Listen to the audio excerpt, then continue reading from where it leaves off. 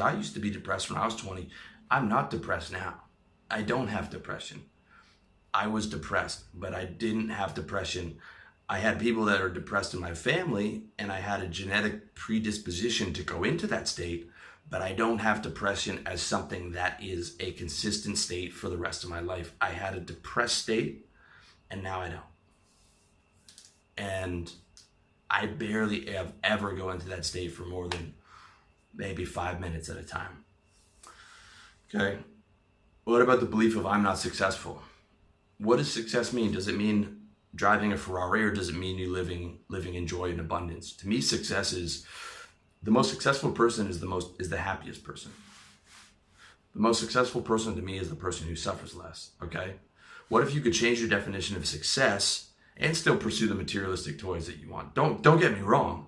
I like to be successful in the world in the way that the world defines it. I like to have the toys. I like to live in nice places. I like to have women in my life and all these things.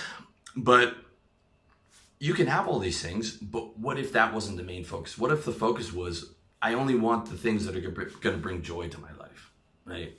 How much joy does that Ferrari bring, right? As opposed to creating like the ideal lifestyle for yourself. Maybe you can make a lot of money and get a Ferrari and have it bring a little bit of joy to you. But I mean, to me, success is the most joy and the most abundance and the most freedom. Okay. You could totally change your definition of success. You could also model people who are successful, right? If part of your definition of success is materialistic success, and those materialistic things actually bring you joy, like you're self-aware enough to know what brings you joy, then adding on like, okay, let me model the guy who's successful. Let me do what he does, right? Let me use deductive reasoning to reverse engineer what his success is and program my lifestyle in that particular way. Okay. I mean, what about just sort of a neutral belief? Okay. Like gravity, right? Gravity, if I jump off my balcony, I'll die.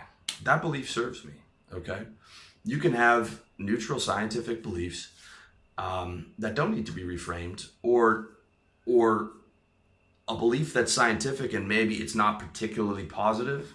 Okay, like me jumping off the roof and dying is not positive. I wish that I could fly. I wanted, when I was a kid, I would try to get mental power so that I could fly. It would be awesome that if I could fly, and I would love it, but that's not a reality. Okay, so how do I flip that to a positive? Well, the positive is knowing that gravity exists, knowing that I would die if I jumped off. I know not to jump off, and I save myself from causing myself and my family members pain, right? Those sort of neutral beliefs, or those beliefs that you think, well, it would be cool if we had hoverboards, and it would be cool if we could fly, and all the, I'm just using these as sort of like, crazy examples. But you could reframe that to like, how does that serve me? Like, okay, I've made gravity serve me. All right, I can make almost any belief serve me when I find the right reframe using will and creativity. Okay. Will, creativity, and reality. Reality's key, guys. Okay. When you're hearing me talk about some of this stuff, it might sound a little woo-woo. Okay. It might sound a little hippy-dippy, but that's not what I'm trying to say. I'm not trying to get you outside of the bounds of what's realistic. Okay. If I'm talking about God or spirituality, you don't have to deny any science to believe in that, right? Because the spirit is naturally outside of time, matter, space, and any kind of scientific measurement or hypothesis. By its very nature, it has to be, right? Because it's the spirit that created time, matter, space, and energy, okay?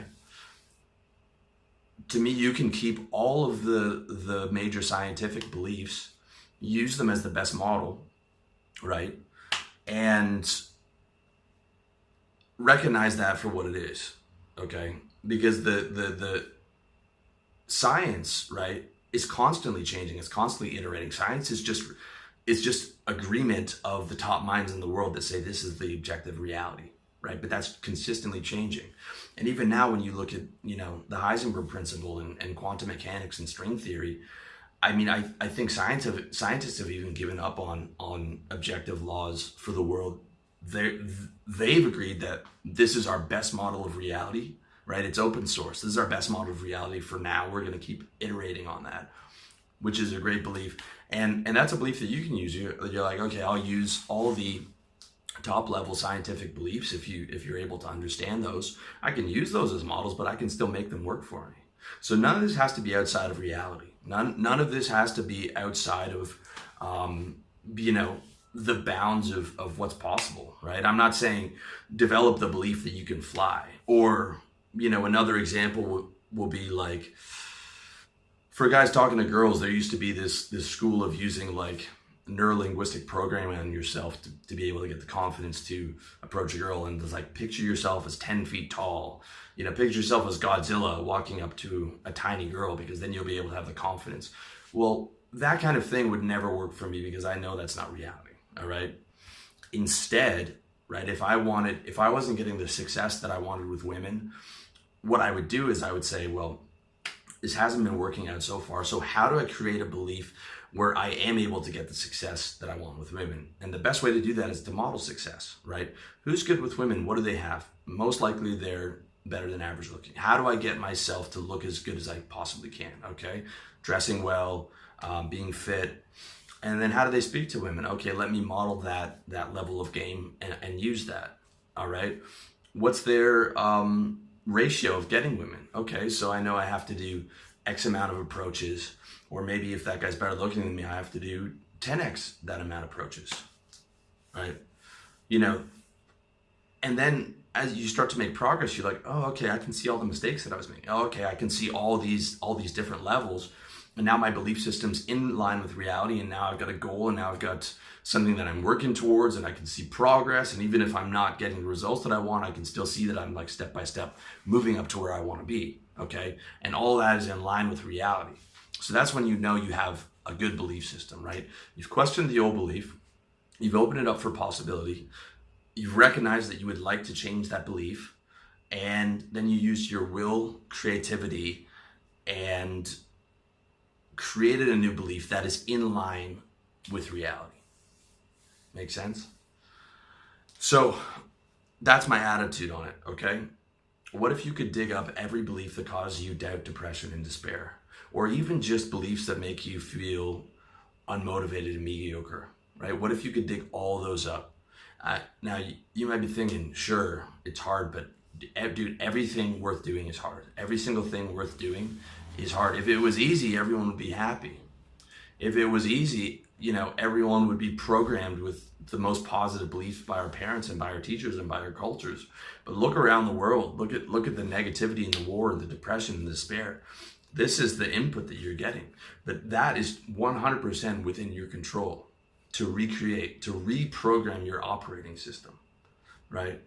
To get all the new necessary parts in there and the fastest processor and the best graphics card. You can go out, and buy that. You can buy those books that are going to help you reframe, or you can do it yourself, right? You can learn how an operating system works. You can dig in there and become a technician on your own operating system, right?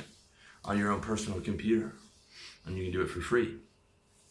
So that's the reality. Everything worth doing is hard. And dude, what else are you going to do? Wallow in beliefs that cause you consistent pain? It's like, again, if happiness is your primary priority, the most logical thing to do is do everything to be able to recreate that state as often as possible. And a major part of that is going through the belief systems that are hurting you. I mean, you could do it right now if you want to. You could just run through your 10 most painful belief systems and just sit there. You could sit there all day and just bang out better reframes for those. I would bet, I don't care if you've got a job or a business or whatever, if you sat there all day and just did that, that would be the most productive day of your year. I'd bet money on that. All right. So I say fuck wallowing in beliefs and despair and doubt and negativity and mediocrity and having these beliefs on top of your head like this is the objective reality and I just have to suck up and I just have to live with it and it's blah and that's just how life is. No, I say fuck that. I say, fuck that. I say, build the best belief system that you can. I say, go hard as a motherfucker on it. I say, go hard every day on getting those reframes and creating better belief systems and better models and building a better operating system within yourself. And I say, make your beliefs your bitch.